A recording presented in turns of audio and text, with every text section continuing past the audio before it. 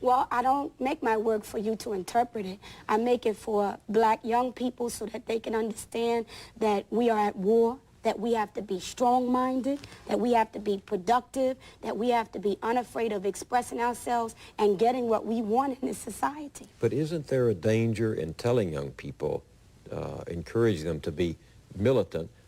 Aren't you taking them down a track that can only lead to a cul-de-sac and at the same time alienating a lot of people who really don't understand or accept or even grasp that militant language?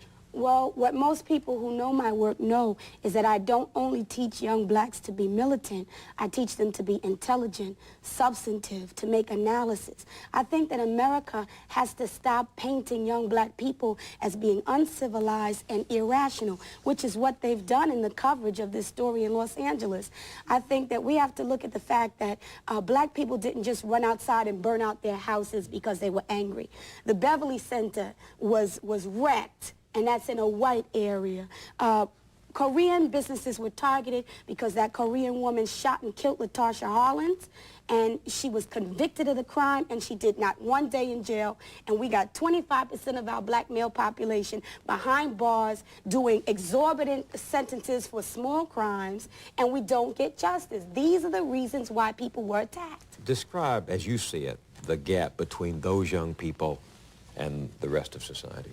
The gap between young people and the rest of society is that young people don't have hope. Jesse Jackson says keep hope alive, but there is no hope because they look at the leadership, number one, and they say, okay, to get along in American society, you have to be a sellout.